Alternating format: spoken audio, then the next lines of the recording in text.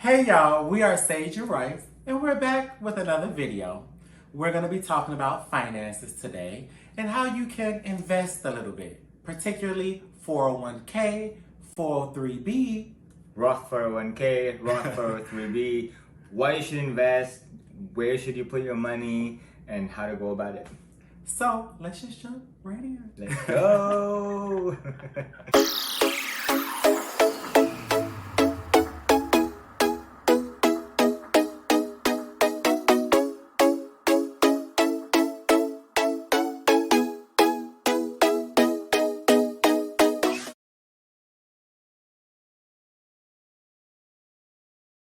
Alright, so I'm not sure if you watched our previous videos, but we talked a little bit about budgeting and saving and really just getting disciplined with your money.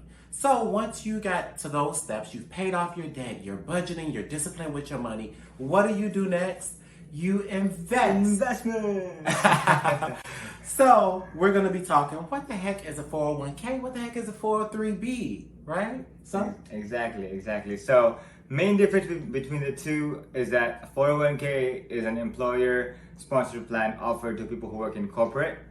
A 403b are for those teachers, medical professionals, and also people who work in the nonprofit industry. like me. That's right. They're essentially the same. They're named after like the IRS tax code. Really irrelevant for what we're doing, but just to know that that's what they are called. So when you put your money in, essentially it's what we call pre-tax, which means that they will take the money out before you get it into your checking account. So you're not getting taxed on that money. However, when you take it out during retirement, then they will take the money out. You're probably thinking, like, why should I invest? When should I start and how?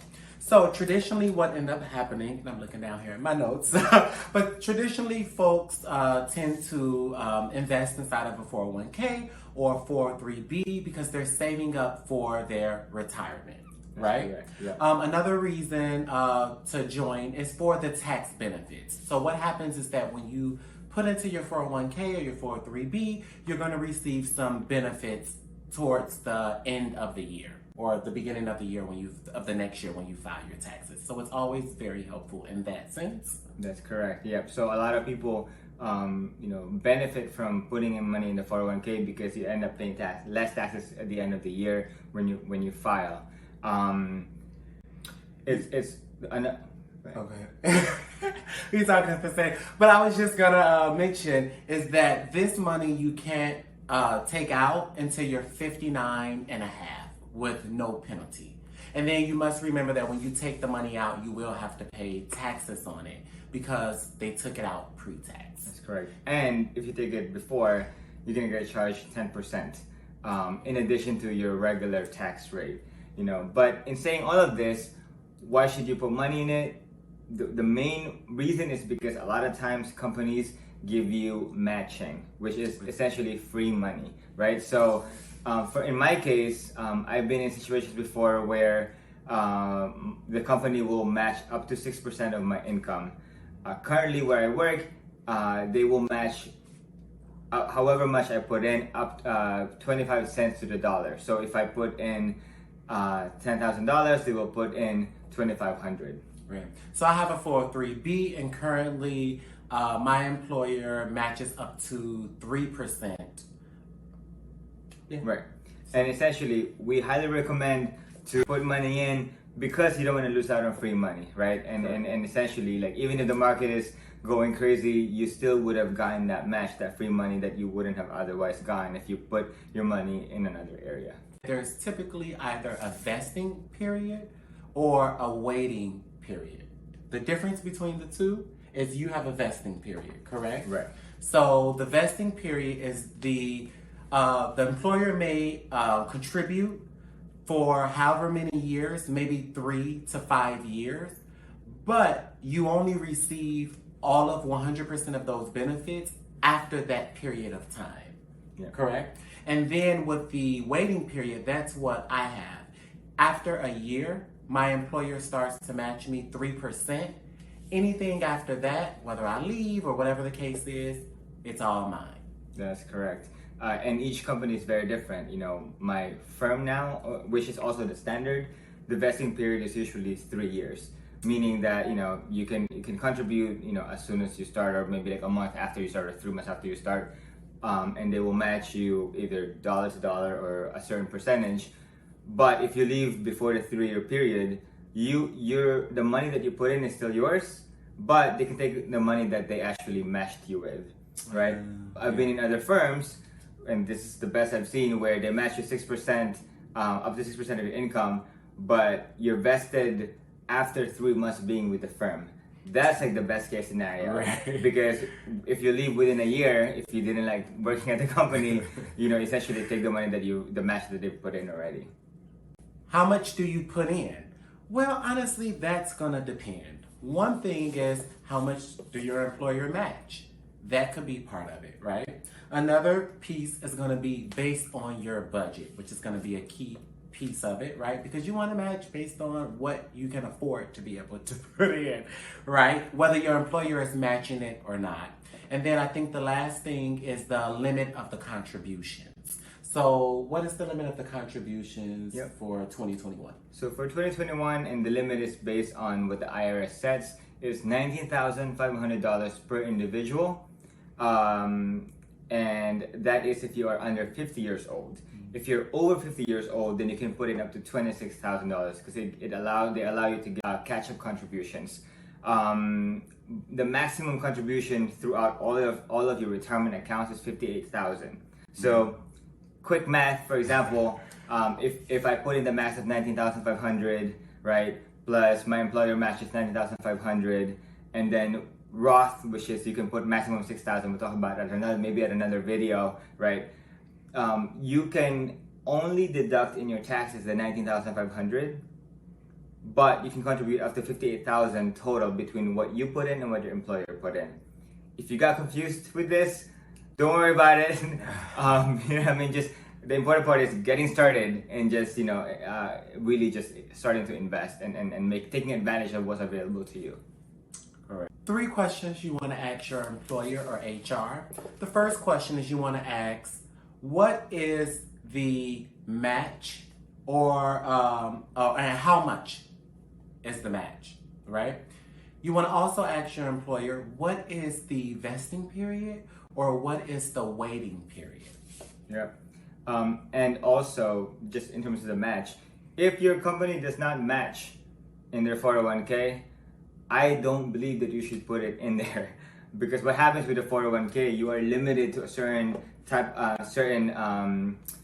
set of investment classes that, if you're not getting matched anyway, then you're being restricted, right? You'll have essentially multiple choices with where you put your money. And it's gonna be based on how risky you're willing to get. If you're our age, you're in your 20s, not anymore. I am 36. If you're in the 20s or 30s, you can afford to be aggressive. Be aggressive, because you have a longer time frame of when you can take it out at 59 or 60 years old, right? Now, if you're in a more mature category, then you might want to be a little bit more conservative, right? Because you have a shorter term, to be able to ride out market fluctuations. So when the market crashes or whatever, right? I'm not worried because I'm not taking that money out until later on, right? So I can afford to be as aggressive as I want to be, right? But it's your money, play with it and do some more research. But essentially, you can put it in a large cap, which are companies that are valued at $10 billion or more. Companies like Apple, Google, Microsoft, Visa, MasterCard, all those big companies. You also have mid cap, which are companies that are valued at $2 billion to $10 billion. Small cap, companies that are valued at $300 million to $2 billion. Then you have international, which are companies that are maybe based in Japan or Latin America, or other parts of Asia. Then you have bonds, right, which is essentially, if you're being more conservative, that's where you would want to put it. And then you have what we call blended funds, right? So, for example, most companies offer, a fund 2055, fund 2040, based on when you're planning on actually, when, you're based on your retirement age. Yeah, that's pretty much what I have. So they say, when do we predict you're going to retire? 2055. I'm going to be retiring before that. But they say you're going to retire in 2055. Trophy. So we're going to put you in for that particular time frame. And so that's what's happening. So whatever ETFs or bonds or whatever the case they have that they're putting together for that particular retirement period, which is a bit riskier, that's what I'm in. Yeah. So what happened with that is that as you get closer to your retirement age, it becomes more conservative. So you don't have to even really think about it, but it's really up to you depending on the kind of mix that you want. Typical mix, like I said, is based on your risk tolerance. Dave Ramsey, love the guy, very popular, right? He talks about putting everything evenly, 25%. 25% large cap, 25% mid cap, 25% small cap, and 25% international. He doesn't even put it in bonds, from what I know, right? This from what I read.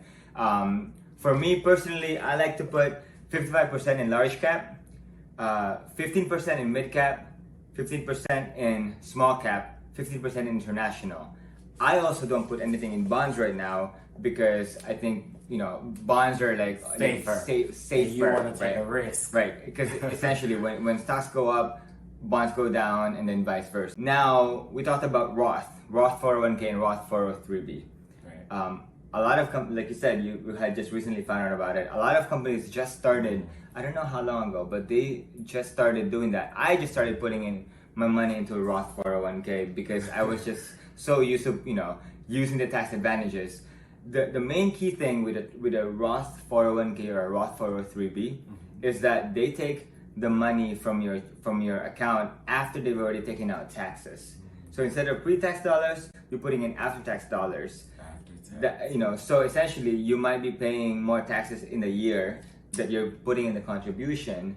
But when you take it out, cha-ching! All of it is yours. One of the key differences between a 401k and a Roth 401k is how much you get taxed at the end, right? With a 401k, because you put in pre-tax dollars, when you take it out, you're gonna get taxed on it. So for example, you have $100,000 in your 401k at a 25% tax rate, you're gonna get back $75,000 at retirement.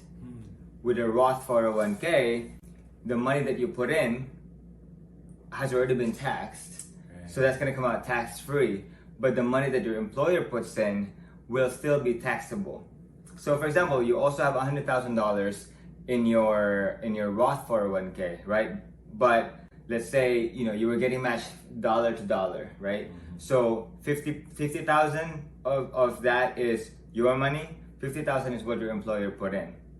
That $50,000 is going to be taken out tax free. You're only going to get taxed on the 50,000, right? And in a lot of cases, right?